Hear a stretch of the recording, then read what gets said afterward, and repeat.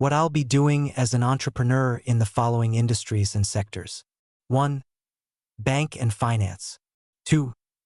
Mergers and acquisitions. 3. Real estate. 4. Transportation. 5. Cleaning and sanitation. 6. Technology. 7. Renewable energy. 8. And so much more. So I just realized that I guess it's this, right?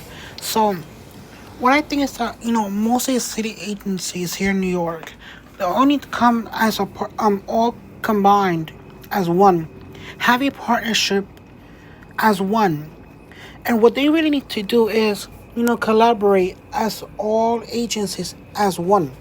For what I'm trying to say is this. So, for example, since the MTA, New York City Transit Authority, and NYCHA, the New York City Housing Authority, needs to come as one and collaborate with each other. For example, if it's tenants and or riders needs employment or better service for transportation, um, rentals, you name it, they need to talk to his tenants, riders, and so on, and ask them like, listen, what do you want from us as NYCHA and the MTA? And if so, they need to get their feedback. Okay, like if you just seen how most of these train stations are, the only two, to my knowledge, that are kind of clean, probably two to three that are kind of clean, is probably not two, probably more than just two.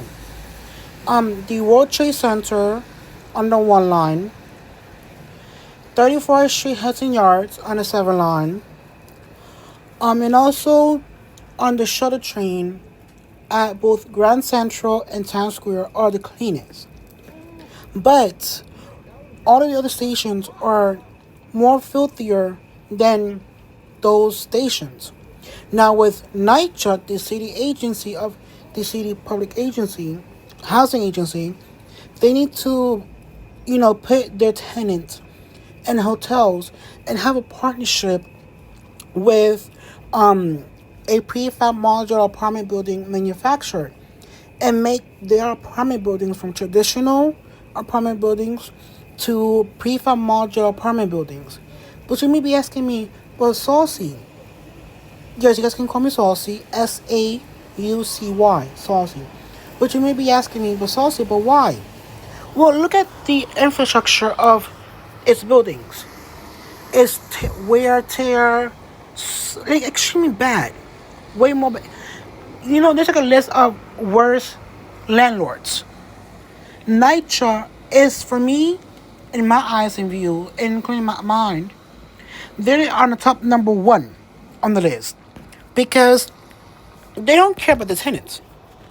They don't. They just care about the rent that they collect from you, the tenant. Okay, and you may be saying, "Oh, but I've been having good things with NYCHA."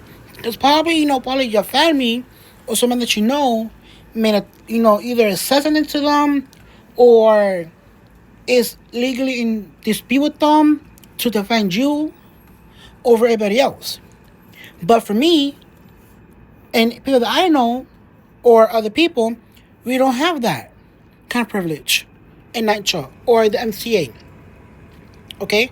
Unlike these billionaires and trillionaires who have money to do whatever they want to do. Now, what about people who are homeless, poor, and low income? What do they get? Bad service from both the MTA and NYCHA. That's why I'm trying my best to do this kind of podcast, vlogs for you guys.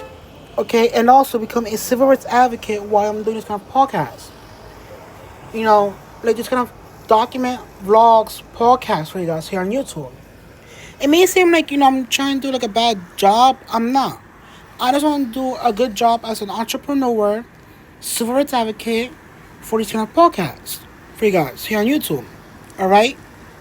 So again, if NYCHA, which is the New York City Housing Authority, and the MTA, NYTA, New York City Transit Authority, they need come together, have a partnership for your riders and tenants, and ask them, do you guys want, employment contract with us, or do you guys want to help us?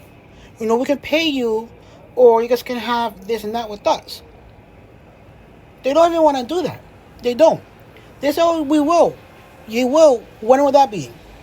After we take you guys to court, or after we do some sort of like legal actions against you, the agency? Like, really? What about our rights? What about, you know, what about our rights and feelings as human beings? We're all human beings at the end of the day. Okay?